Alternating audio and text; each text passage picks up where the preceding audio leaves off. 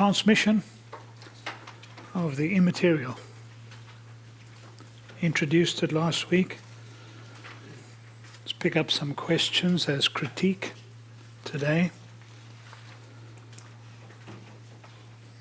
Procreation plus creation would be the formula by which to remember the basics of the creation theory. No question of the human body, question of the immaterial. Each soul is created ex nihilo in this particular view. The material comes down providentially according to the process God set up, but He steps in and intervenes, creating the soul separately ex nihilo for each one of us. Number of proponents, they all cite these scriptures. Ecclesiastes 12:7, the Spirit returns, and it's the use of haruach, returns to the God who gave it. Isaiah 57:16, with its reference to the souls which I have made. Zechariah 12:1, expressing something similar, forms the spirit of man within him. And Hebrews 12:9, subject to the Father of spirits.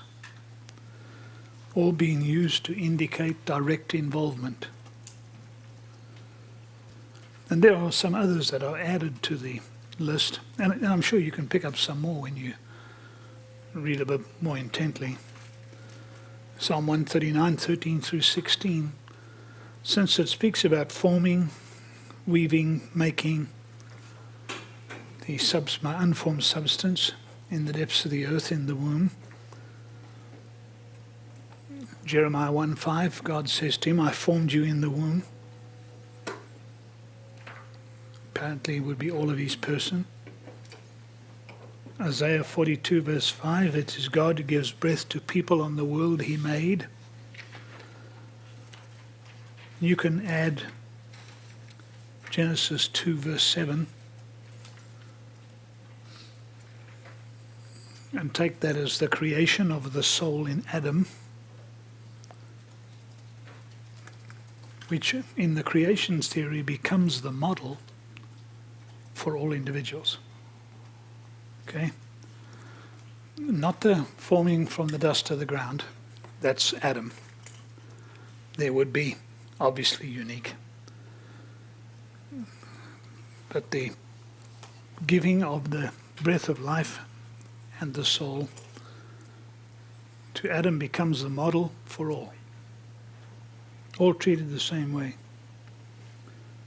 And God says too in Isaiah 43 verse 7 that He created for His glory. I have formed him, I've made him. So let's ask a couple of questions after looking at these. Do these passages specifically state, and have to state, that God directly and immediately created each individual soul? Obviously, to the person who's a decided creationist, he would say yes. And he would point to the use of vocabulary, such as made, formed, created. But you can also answer, probably not. It allows for God's sovereign and providential superintendency of the processes He set in motion. He's immanent. There's no doubt about that. But you don't have to have those verses particularly stating that He made each soul individually by direct action. It could be immediately through the process He set. In other words, started first of all with creation of both body and soul, and then it just flowed. So there's an answer. It doesn't have to be direct or immediate. could be indirect and immediate, and you still be studying the same thing. You're still studying that God is in charge. He hasn't stepped out of being involved. Could these passages be understood like that then? So the two questions go together. Absolutely. Think of a couple of verses, but one comes to mind quickly. Psalm 119, verse 73. Your hands made me and fashioned me. Give me understanding, etc. Made, fashioned, certainly. Sovereign providence. I was born when I should have been born. I was conceived when I should have been conceived. There was oversight of the process. It is God's sovereignty that is stressed by both. Yeah. Psalm 119, verse 73.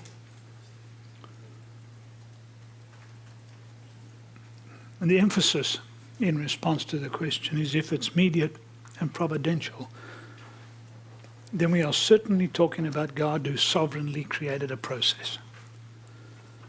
So both creationism and the response to creationism is nevertheless equally stressing sovereignty. But take the question a little further. Is exactly when does the soul enter the body? Now, it doesn't seem like an important question right now, but it was some years ago, because not everybody said at conception.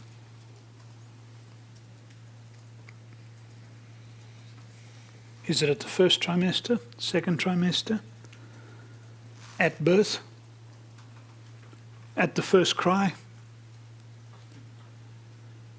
Is that when the soul was given? But as the abortion debate picked up speed and intensity,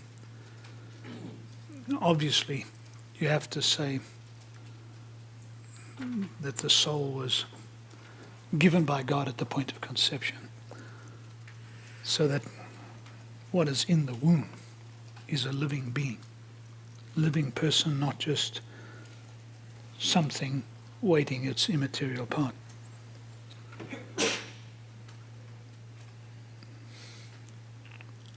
Yeah, show it. On the verses there, I want to ask you about Psalm 100 and verse 3. I tend to like the Traducian view. We're going to get to it, but I wonder if this argues against it. It's, know ye that the Lord, He is God. It is He that hath made us, and not we ourselves. Context might maybe not help it out at all. It might several ways you could take that.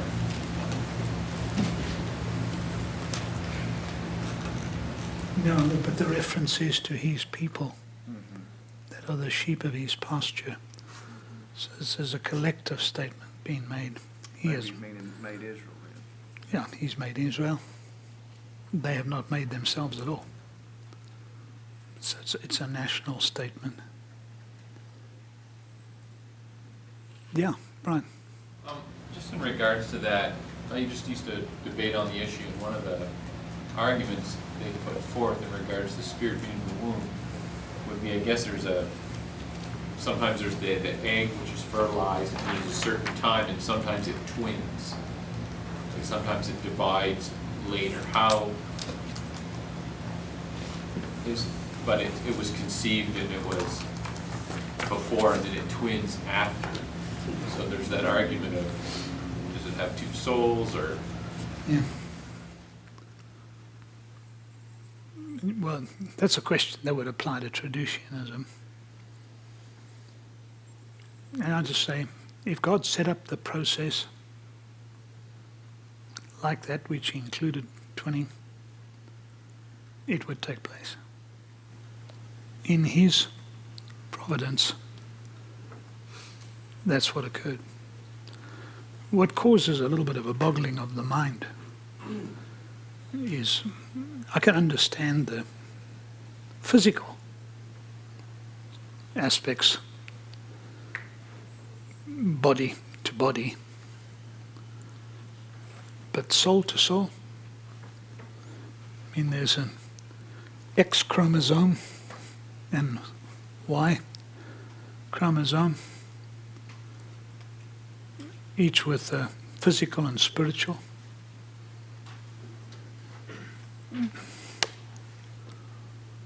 To make one whole being,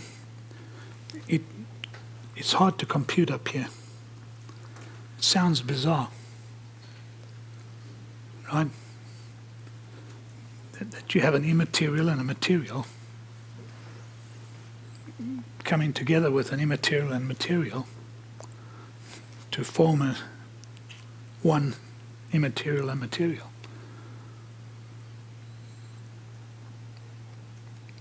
And yes, it is a difficulty. Creationism appears to solve the problem of twinning, because the zygote, whatever you call it, splits, and God puts a soul into that one and the soul into that one.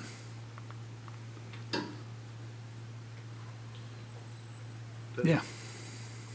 A couple of things, two things. One, the Bible's verses are more speaking of origin and sovereignty rather than process. And that begs the question that, with the cloning now, the ability to take DNA material and basically zap it and create a distant, for lack of a better phrase, a distantly removed twin.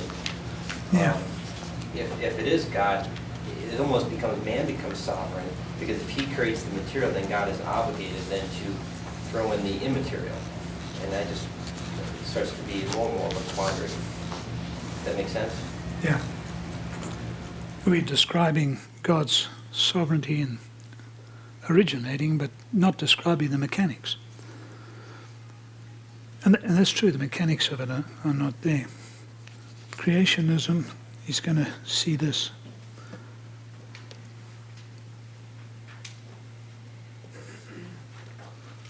Okay, this is creationism.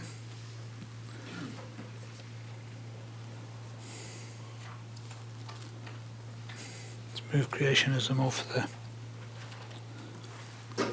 Starts out by God making body and soul for both Adam and Eve.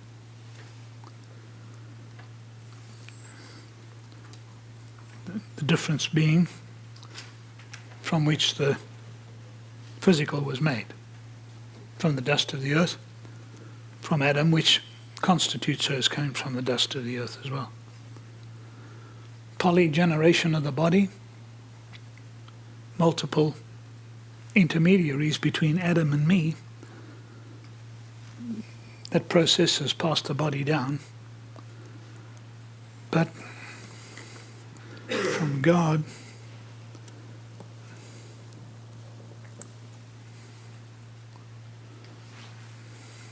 the soul is individually created. So we call that creation or monogeneration.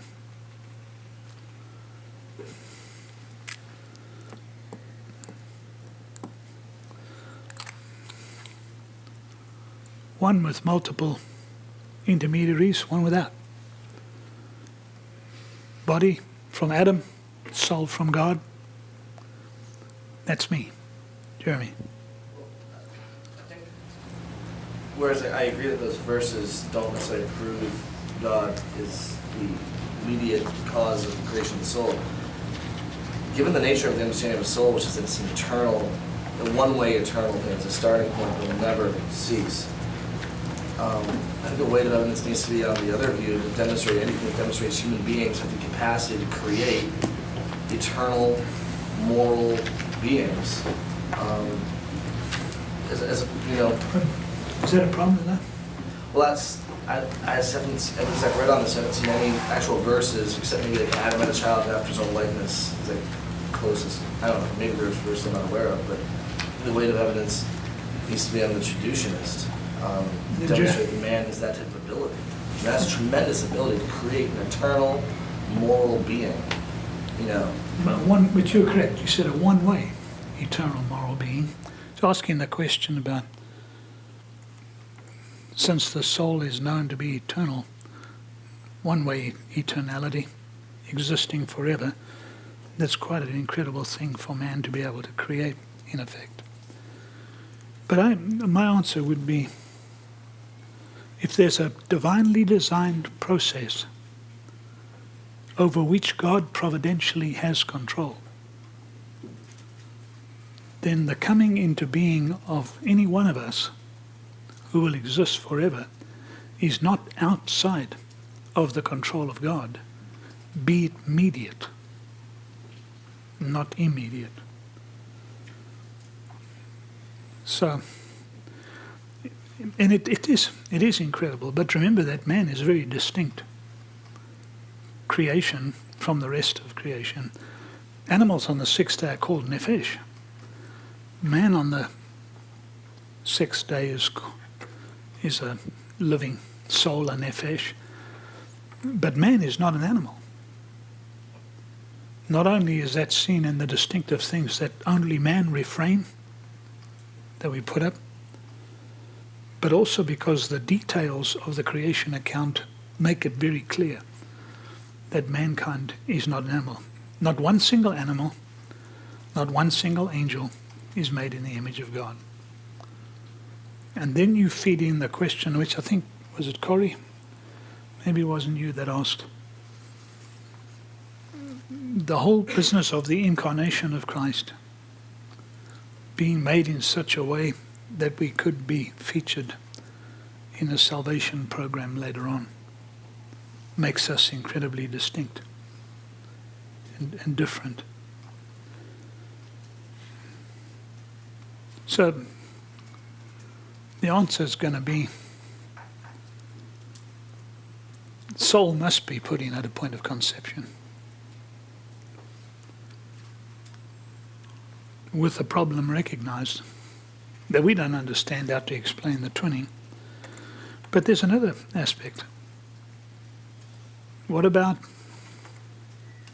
a premature abortion, natural abortion? And there are quite a number of those where there is a false fertilization. Job said, I wish I was like that. I just think you only have two answers. Either it was a genuine conception that God providentially caused to be lost before the 9 months gestation period was up, or it was not a true conception. It was just that which was discarded. Yeah. In Exodus, the law treated as a life. I've just been reading through for a Right.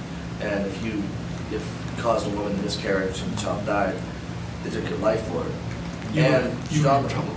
John the Baptist in the womb was capable of being able to be filled with the Holy Spirit and respond with an intellectual response of joy at being in close proximity with Christ. Ergo, He's a living being. Living being. Ask another question here then. Does creationism satisfy a full racial connection with Adam? If man as a race was created in Adam, then it seems to me that what is involved is more than just bodily propagation. Because man is more than a body. There's a whole human nature. So it would seem that creationism may indicate a very personal, close, independent, untouched relationship with God. But is it really fully connected to Adam? Adam gave birth to Seth, who was in his image as a full living person. But if we have it separated, then it seems like you have part connected to Adam, part not. John? Doesn't the fact that our sin nature is transferred beg the question that the process Yeah, is we gotta kind of come to that. ongoing since Adam rather than, because when you had Adam created before the fall, and then you have Adam after the fall, in other words, is God creating these corrupt natures each time, or is this a process that's continuing on? Well, that's a good question. We'll deal with it. The question simply is, if the soul is created separately, how does the whole man become corrupt? So that you can speak about him through and through, totally depraved in all of his being. And we will never say that God created an evil soul. But is my flesh, my body, evil, actually evil, so that an immaterial part coming in contact with my flesh, my body, being put in something that's immediately sinful through and through? But there's another question too. Where do inherited traits of personality come from if the body is only material? What does posterity mean? Body only? Or more? Because every one of you that's got kids knows that there's more than a physical resemblance that's involved. My son just doesn't just look like me. He doesn't, but let's take the real one. My daughter doesn't just look like my wife. In fact, to such an extent that people stop sometimes and say, I know you're not twins, but you sure look like identical twins. There's more, because she also does things the way her mother does things. And my son laughs on occasions or does a gesture, maybe he just picked it up, but I'll go, that's just like me. That's how I do it. Or that's just like Grandpa. That's what my father used to do. And you do it. Where does that come from? Where does the trait for being artistic, musical, mechanical come from? Did God put it into the soul that then came into you? So the questions are there. Not sure there's always a complete answer. Show it. Right in line with inherited sin, could we comment whether Exodus 34, 7, or in the Ten Commandments in the first few verses there, is the iniquity of the fathers unto the children unto the third and fourth generation? That's repeated in Scripture several times.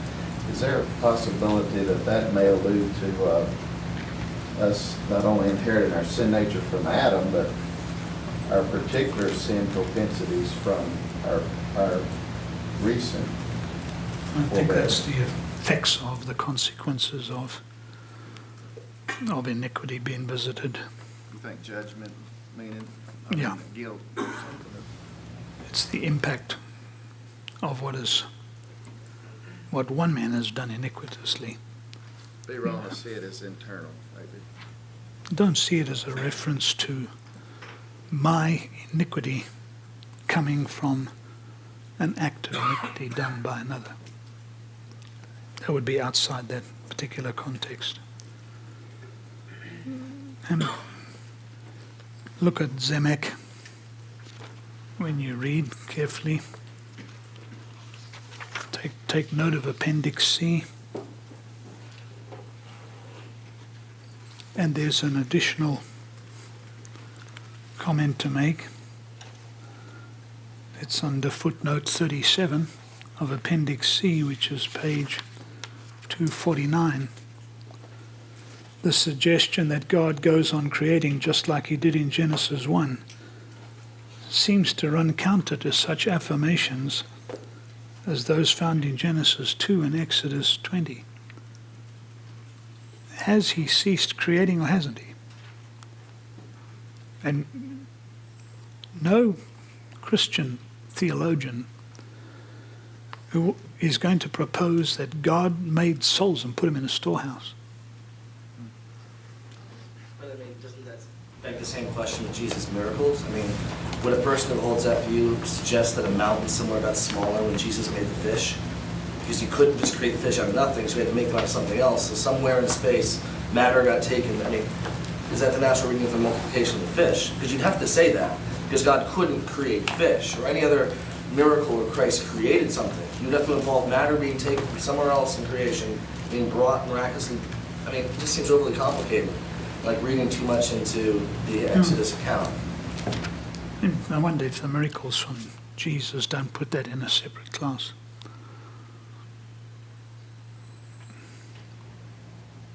But they all impinge, and they all indicate this ain't an easy subject.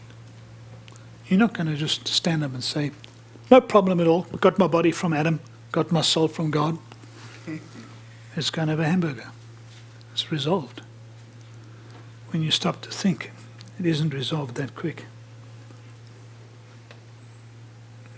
Let's pick up on, well, here's creationism. Let me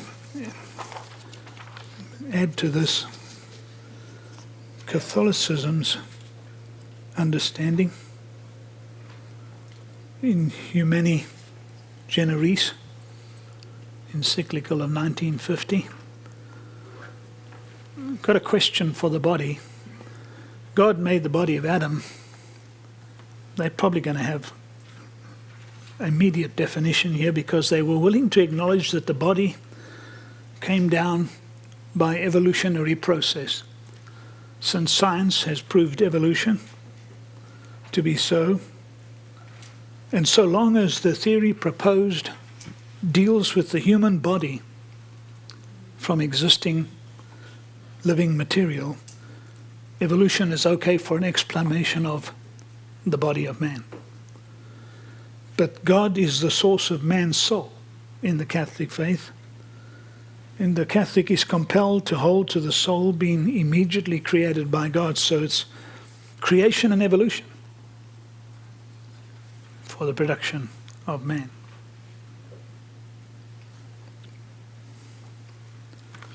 That seems to compound the problem.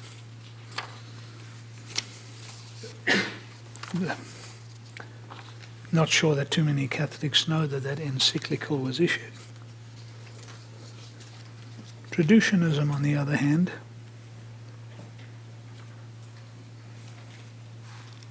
starts out with God, of course, body and soul, Adam and Eve, and then just one line, polygeneration of body and soul to me. Intermediaries between Adam and me just passed on.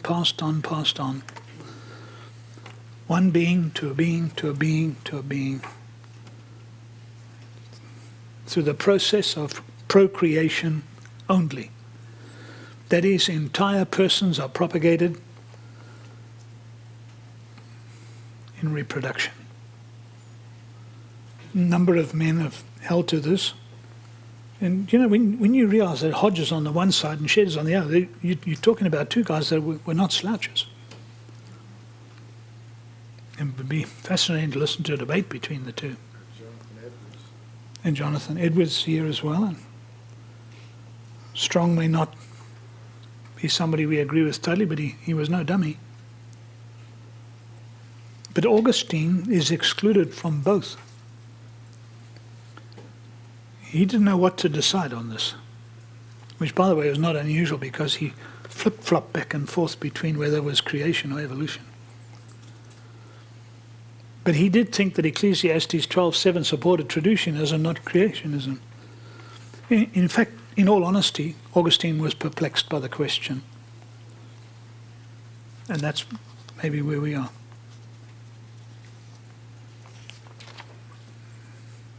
Genesis 5:3, the main text cited by all sources. Adam begot a son in his own image, in his own likeness. Genesis 46 through 26 speaks about all the souls that came with Jacob, came out of his loins. Hebrews 9 speaks about Levi and Abraham's loins. There are implications from a number of other texts. Genesis 2 and Exodus 20 already mentioned. John 1:13, persons are born naturally of the will of man and of blood. And it is acknowledged that this, of course, is within the will of God as well. Acts 17 verse 26 speaks of made of one man, every nation of men, seen as referring to a descendancy from one.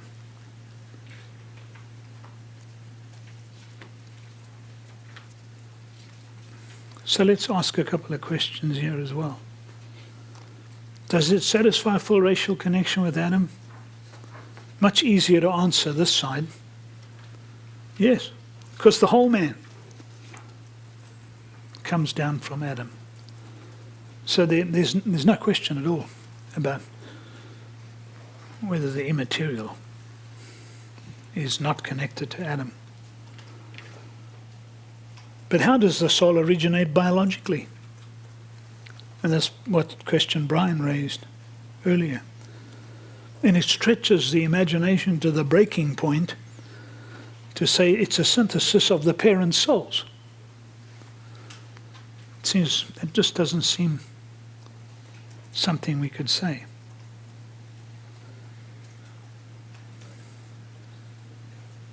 Yeah. If we take a step back from procreation to God forming Eve out of Adam's rib, there's no indication in that creation that he breathed a living soul into Eve.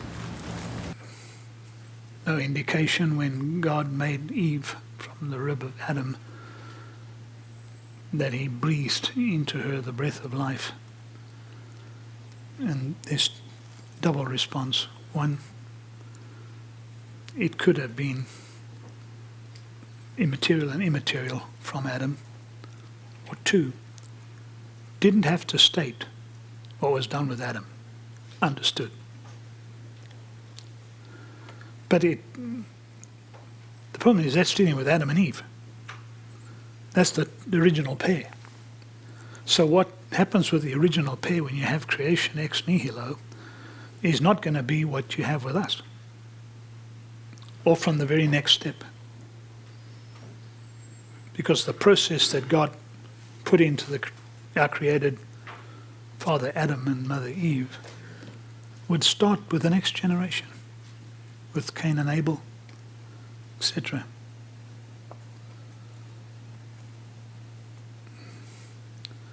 And that's the question right here. You just answered it. Did Eve's soul come from Adam? Do most traducians try to see a synthesis between I know, but normally you think of them saying the sin is from the father's side. Do most traditionists think in terms of a synthesis? I think what happens, Sherwood, is that in Traducianism you say the whole being is formed at conception. The mechanics, the description of the process, I don't know. I'll stay with what is obvious, and I'll leave the description of the process to whenever God chooses to reveal that to us in the next world.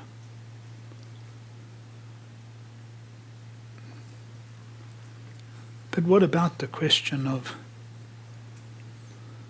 virgin birth and inherited depravity.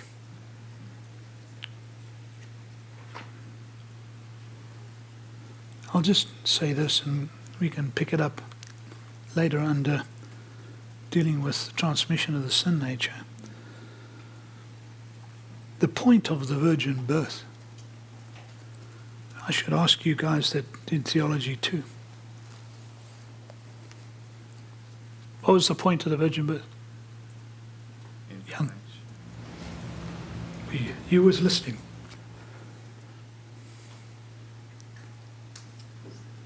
Eternal existence of Christ. It was to do what for Christ?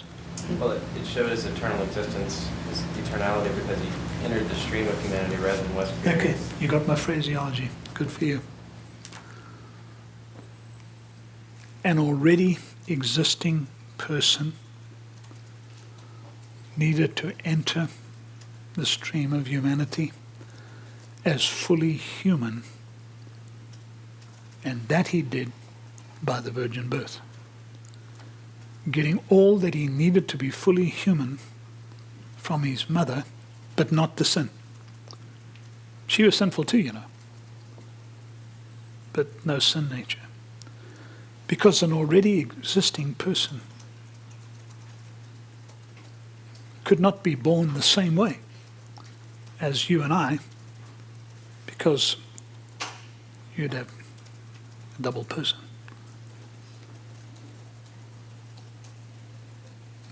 And he becomes fully human. It's certainly not fallen in Adam.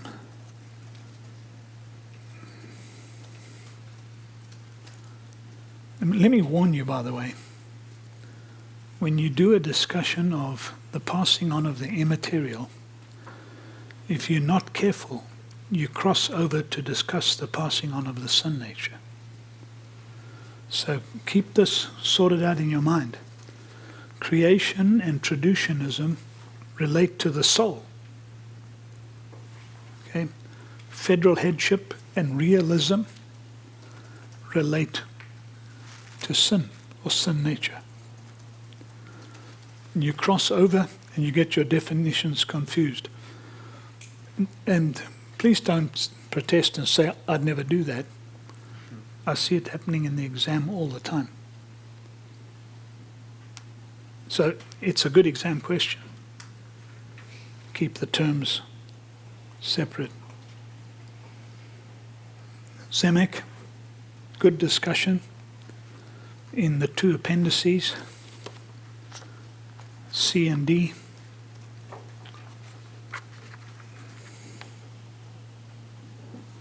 He makes it very clear in footnote 28.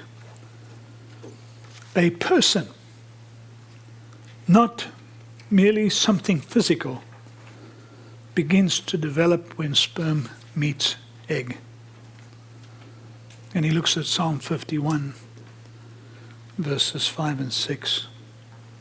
In sin did my mother conceive me. His conclusion, after he has looked at Genesis 5, 1 through 3, the inference is that human beings, both body and soul, are brought into individual existence through the process of procreation. He refers you to a footnote. Spirit is a better term for designating the strictly immaterial dimension of a human being. And he tells you why, since soul in the Bible is an overwhelmingly holistic designation. Nevertheless, soul has been theologically, not exegetically, canonized as a metaphysical term. You like that? He has his own way of saying things. Brother Zemek. Since soul can refer to the whole being, the living nephesh, when you really want to point to the immaterial part as distinct, then he prefers the word spirit. But I think for the most part, when we use the word soul in a discussion like this, we know what we mean. Appendix D, he talks about dichotomy and trichotomy, or what?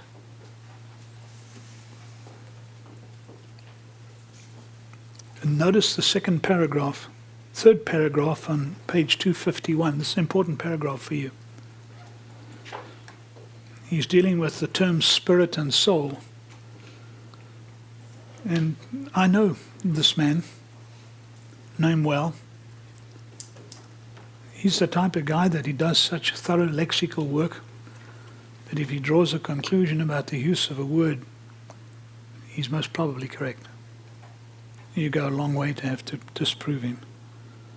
Spirit is an appropriate designation for man's non-physical aspect as viewed in close association with the spiritual or immaterial realm or sphere of existence, while soul is an appropriate designation for man's metaphysical aspect as viewed in the natural or material realm or sphere of existence. Suche or pneuma may refer to the whole metaphysical nature of man, and he looks at the parallelisms that we've already looked at. But his conclusion on page 253 is referred to the soulish body. On the previous page, he says, from a systematic theological perspective, man is a dichotomous entity because we're looking at something that is synthetical, not particularly analytical. I'm still going to say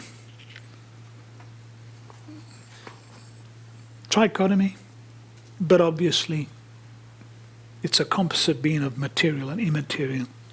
Saying in terms of final expression, dichotomous, but I allow for the Spirit to be different. Berkouwer reminds us, and I didn't put his name down here under the caution, that Scripture does not seem to treat the origin of the soul as a separate, easily determined subject. You wish you could go to verses that just said, let me take an excursus here, a mosaic excursus, to explain the mechanics of this. It wasn't done. In fact, Berkouwer stressed that page 295 in his book. I notice I do have the page number. Choice between the two options, prejudiced by discussions on original sin, although you will invariably find that a traducianist is a realist on the sin nature or seminalist, whereas a creationist is invariably federal headship. I think we should just say the entire person is propagated at conception. It seems to best fit the biblical data and has the least amount of difficulty in terms of the questions that are asked of it.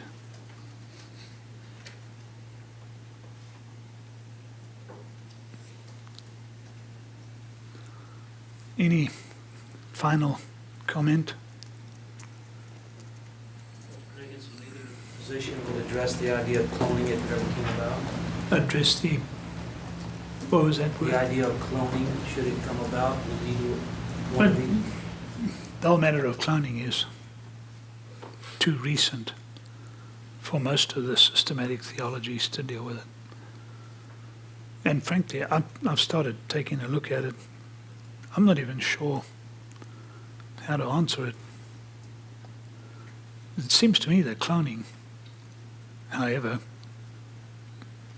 is not that much different from procreation.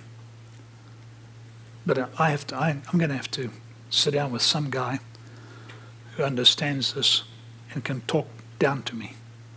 He's going to have to dumb down his argument. So, and maybe I can bring something up before December on that. Jay, you got an answer? No. No, there's a question. Did you mention something in a concluding remark about the federal headship of Adam? Did you say something about that, or? As federal headship invariably is accepted by creationists. You'll find the two running, not necessarily always, but pretty much inevitably. Yeah, Jeremy. Well, just addressing that and answering the question of do we see a strong connection to Adam, I think federal headship, when it comes alongside creationism, does bolster that strong, we're mankind, is Adam is our representative. You know what I mean? I think Yeah. it does sort of bolster that question.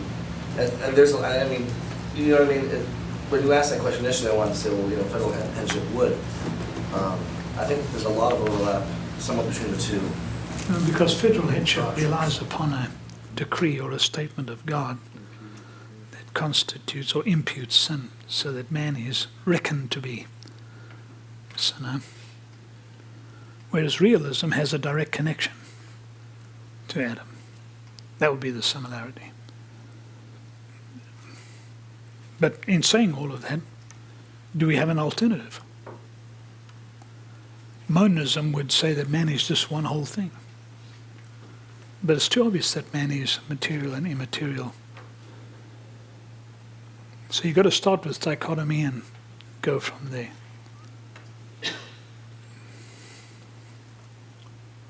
Yeah, Jonathan. On the cloning issue, maybe I don't understand the confusion or the concern. What is the question as far as understanding? Well, if you clone a human being, are you going to produce a nefesh, body and soul?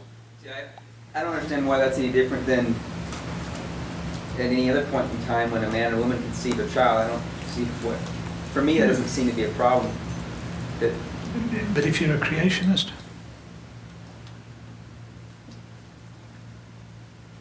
but whenever I procreate, that I'm choosing to fertilize an egg, it's just the same. You'd have to propose, as a result of the act of taking that single cell and getting it to divide and grow, that at that point it would be the same as conception, and God would put the soul in to that cloned individual, or it would be a Traducianism thing. So at that point, you've created another living being just like the one that was. I think it just seems mysterious to us. I mean, Well, it is. but in fact, it's just as scientific. It's just as if there's a test tube in the woman's uterus, because that every time that there's a fertilization, it's the same thing, genetically speaking. And so I don't. Yeah, cloning though is not done with a fertilized egg. No. No, it's not the same as a male and female. It's not a sperm and an egg.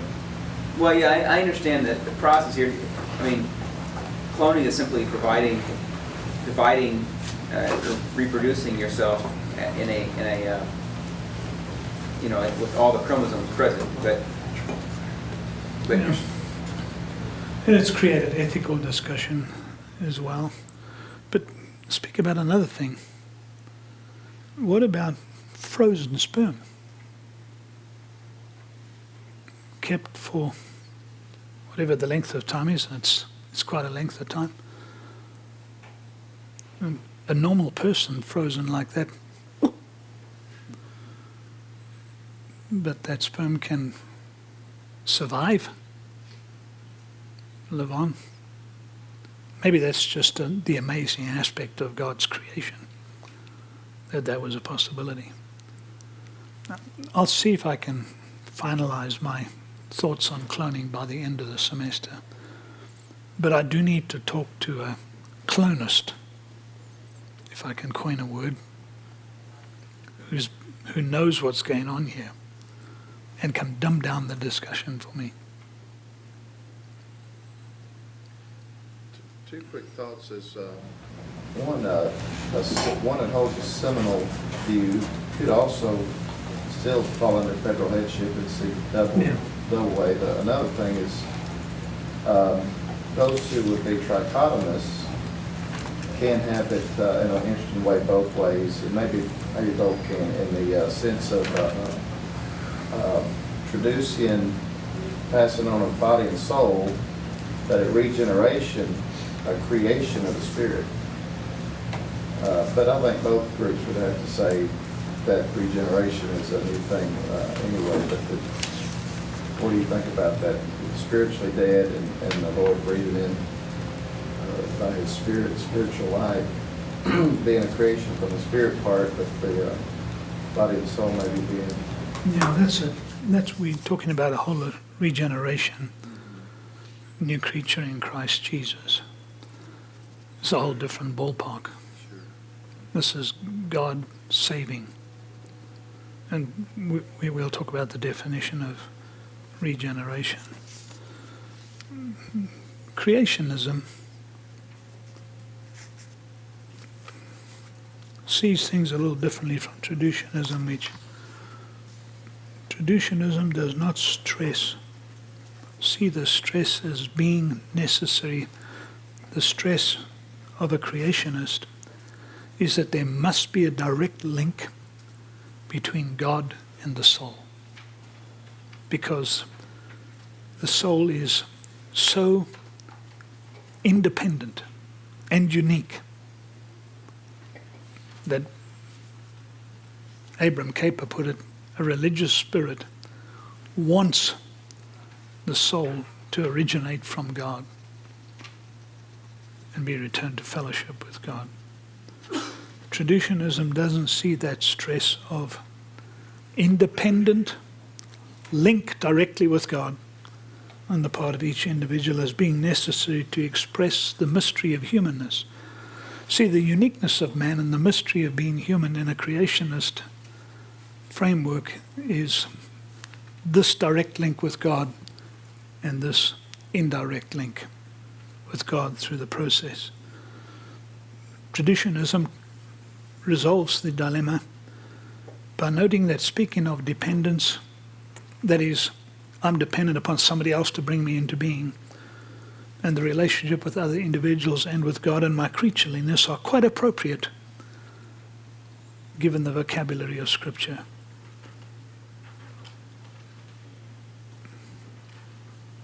So you've got an either or here. Human nature from God, but not directly.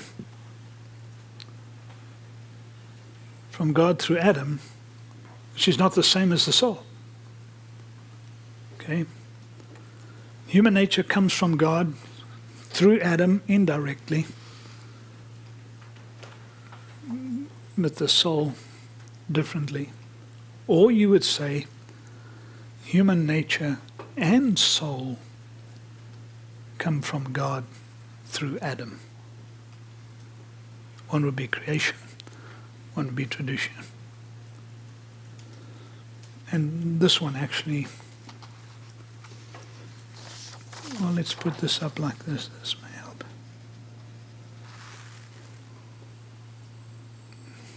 Might as well put it up.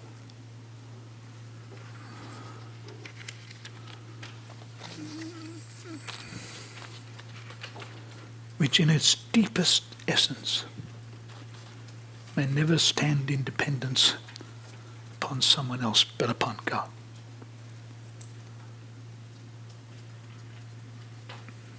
He made it. It's His. That's the emphasis.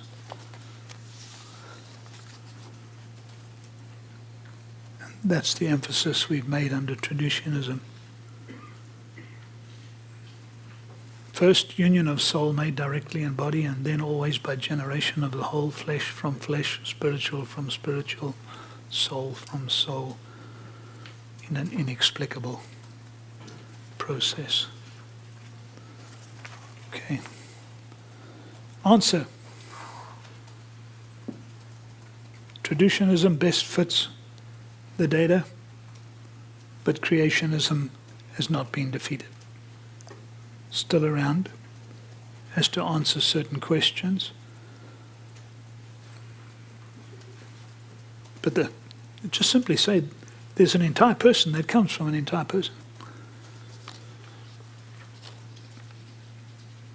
and a person from conception. All right, that introduces the subject of the fall of man and sin. And I'm going to put up some options here for man in the Garden of Eden after he'd been made.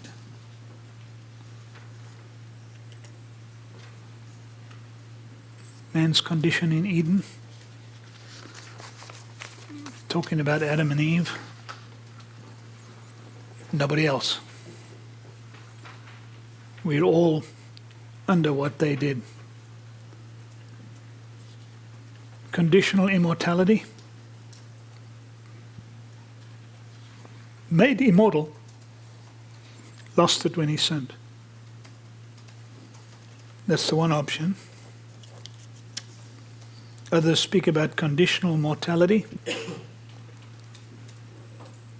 originally mortal but death-free, so long as he had access to the tree of life.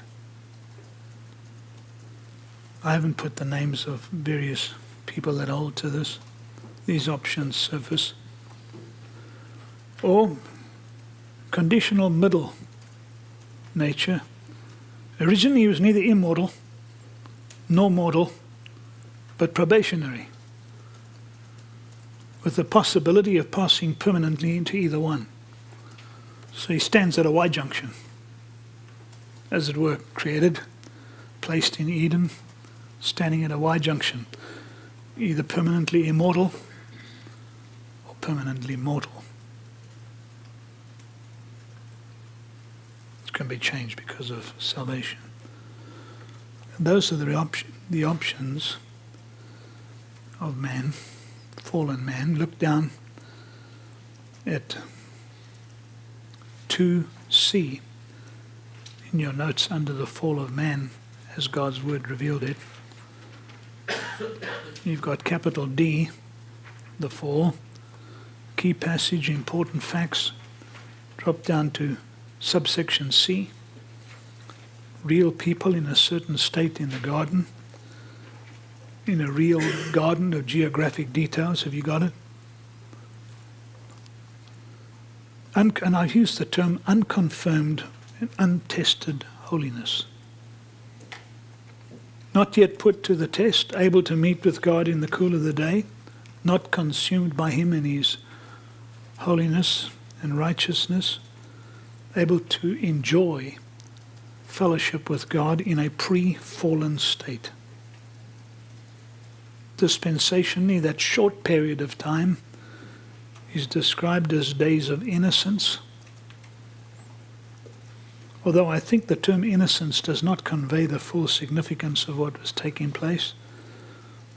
They were not just innocent, but holy, unconfirmed. Innocence is too soft a word. Some have called it days of an unconfirmed favorable disposition.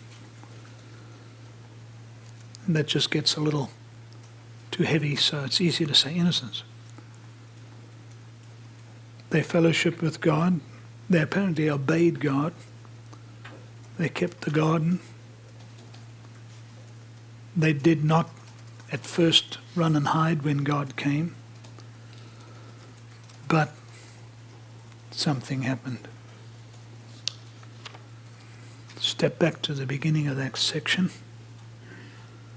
Genesis 3, the important chapter.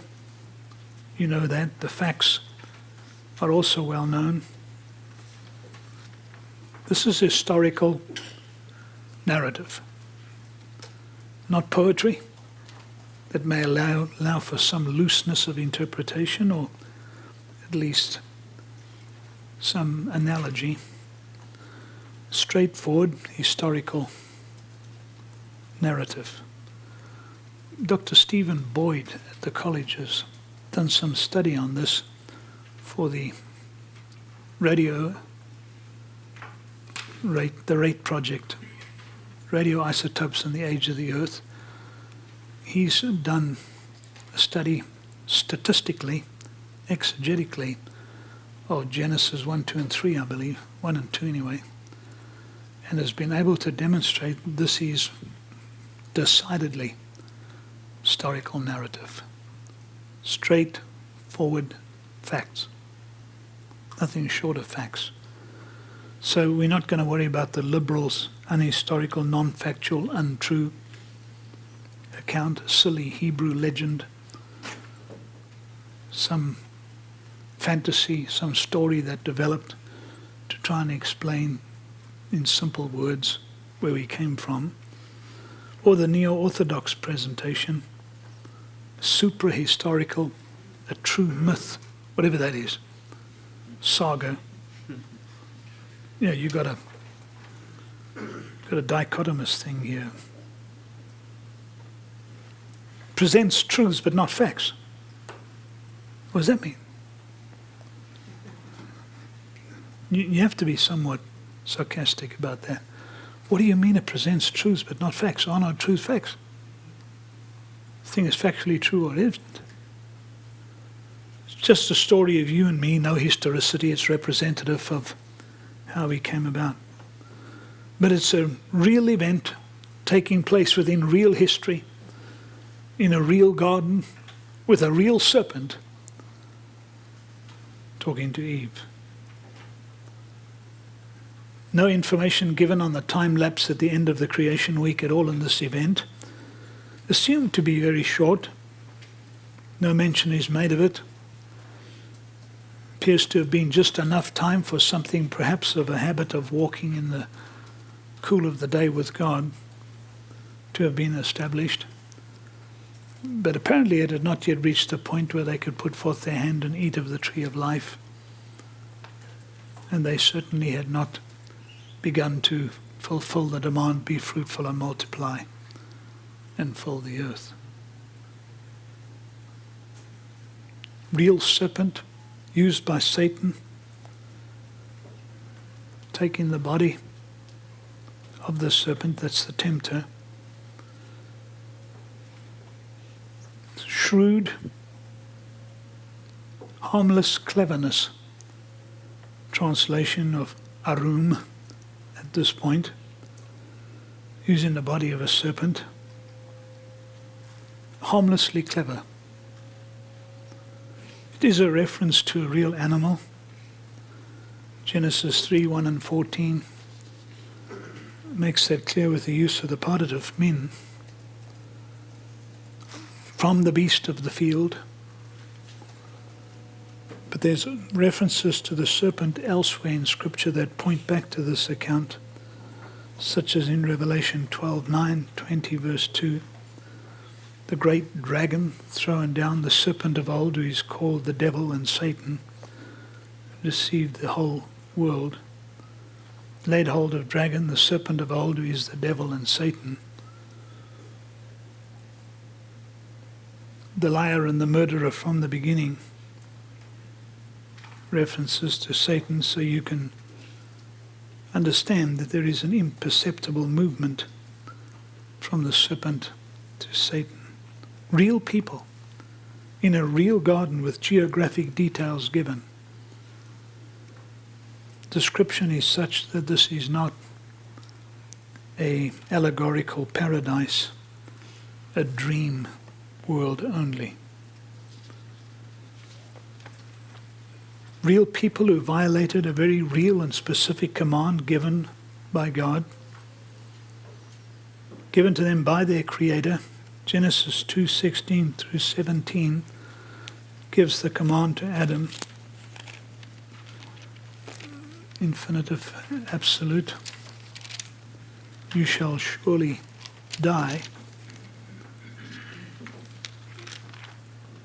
I always have somebody ask me about this time. Did Adam know what it was to die? I don't know what he understood by the word die, but I do understand that he had a whole process of communication by which he could speak to Eve and talk to God. And God talked to him. So I don't believe that his vocabulary grew from a blank slate. 1 word, 2 words, 1 sentence, 3 sentences. This was an adult, walking, living, talking, thinking, created man.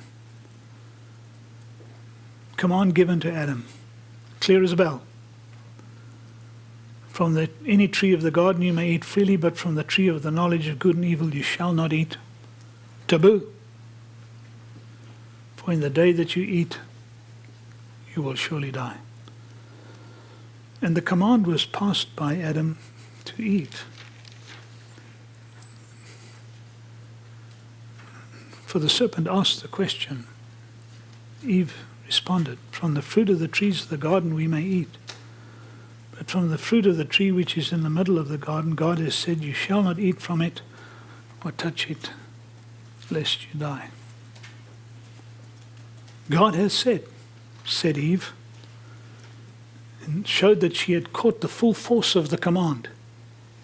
How? Talk about touching it. Yeah. It's an obvious answer to that question. This tree is untouchable. I didn't like, when I've preached through Genesis 3 or done a Bible study, I've not emphasized she added to the word. There was an illegitimate addition. She should never have reported it on without reporting it absolutely accurately, same tense, same suffixes, etc. You catch the force, don't you? God said, you shall not eat from it or touch it lest you die. She understood exactly what had been said. That tree, leave it alone. It's a good interpretive emphasis. But she was deceived. She was, however, given a new worldview or a new frame of reference with regards to that tree. That's why the command was attacked by the tempter, questioning the character of God in relation to her. You know this. Calling basically for a democratic vote. Who decides not to eat? Us or God? Us with God. Certainly not God first. The consequences are very real for all the parties on the earth, for the serpent, for Satan, for man and the woman.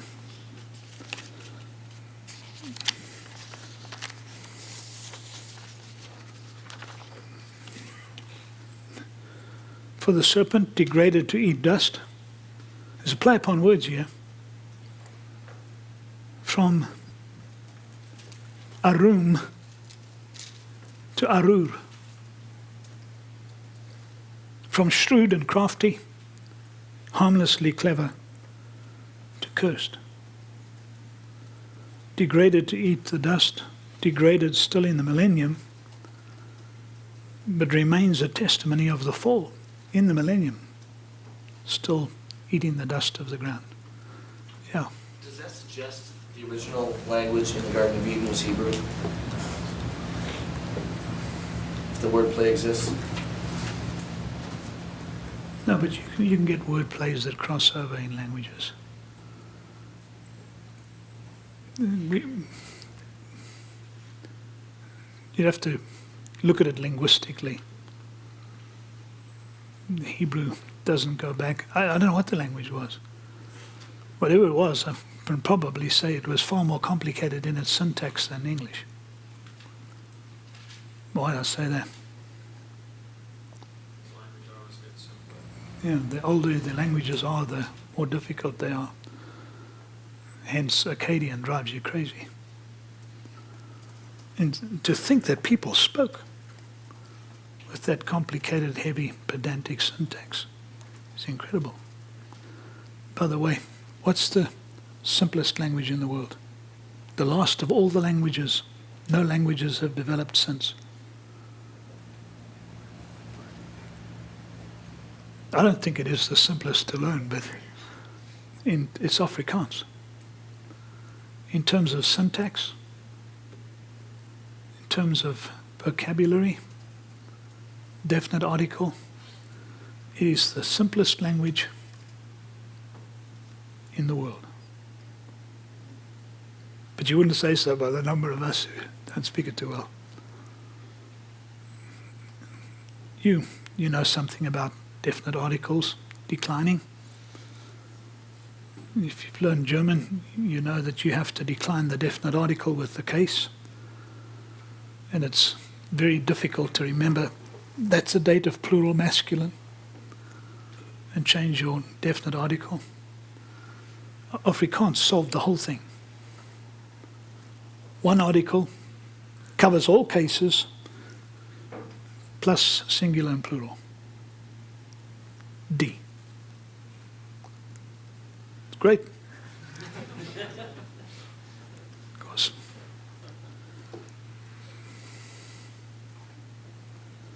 I'd like to know what the language was. It would be intriguing. My Afrikaans Hebrew teacher used to tell us, if you don't know Hebrew, you'll never sing the songs of heaven. Because Hebrew goes from the earth to the eternal realm. Dr. Farnell would suggest an alternative.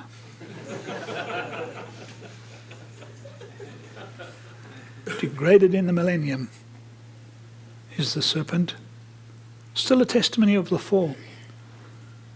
Unchanged. You know, there were Jewish legends, however, that certain creatures did stand upright, but that probably just developed from some idea in Scripture. But almost imperceptibly, the language passes from the actual serpent to address the evil one who used the serpent. Comment by E.J. Young. Now, catch the sense there. Almost imperceptibly. It's a case of, as you read, fervently concentrating on your reading, you shift with the author to Satan speaking through the animal. So you have the enmity between the seeds, an intentional riddle, Schilder called it, one of the commentators in Germany on Genesis. Between you and the woman, between your seed and her seed, he shall bruise you, he who shall bruise you, who on the head, you who shall bruise him, who on the heel.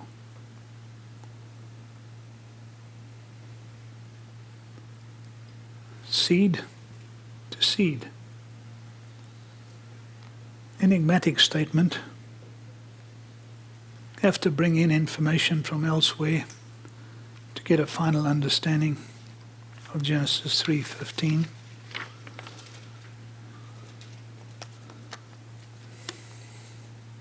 You, the serpent or Satan, will be, you'll bruise the seed, which could be singular or plural, the seed of the woman. He'll bruise you, the seed of the woman, on the head. I said the interpretational aid is progressive revelation, particularly Romans 16:20 and Galatians 3:16. Not seeds, but seed. Romans 16:20, the God of peace will soon crush Satan under your feet. When you talk about Eve and woman, that conflict between the seeds will be played out in history completely. Now you come to Eve and woman, verse 16.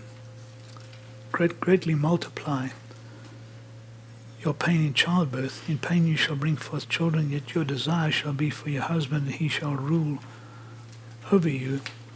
I've referred you to an article by Dr. Irv Busnitz, Woman's Desire for Man, Genesis 3:16 Reconsidered.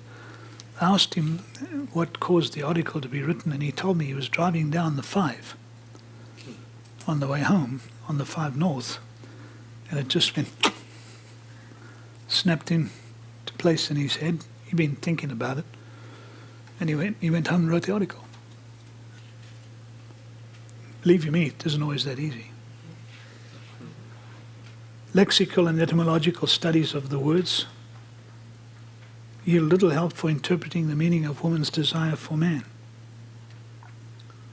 But contextually, the woman's desire for man and his rule over her are not the punishment, but the conditions in which he suffers punishment.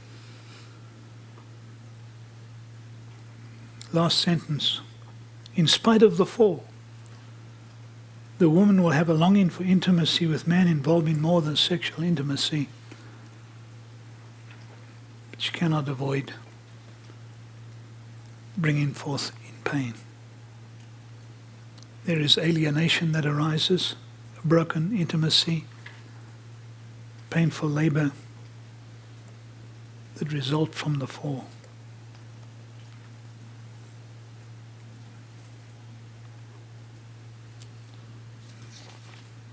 I don't think this was in your notes. Did it get put into the syllabus? I don't think so. I think it unfortunately got left out. So I'll make a copy of this for you. You don't have to try and take it down now. I'll get a copy to you and then you can type it in yourselves. Try to summarize, short and sharp. Each recipient of God's judgment receives one punishment. This is from his article. Move on his belly in the dust, which becomes a graphic symbol of defeat. Satan, death blow by the woman's seed. Eve, pain in childbirth. Adam, ground would no longer yield fruit without toil. It's no longer a nice keeping of the garden. This is no longer paradise that has been taken care of. This now becomes arduous toil.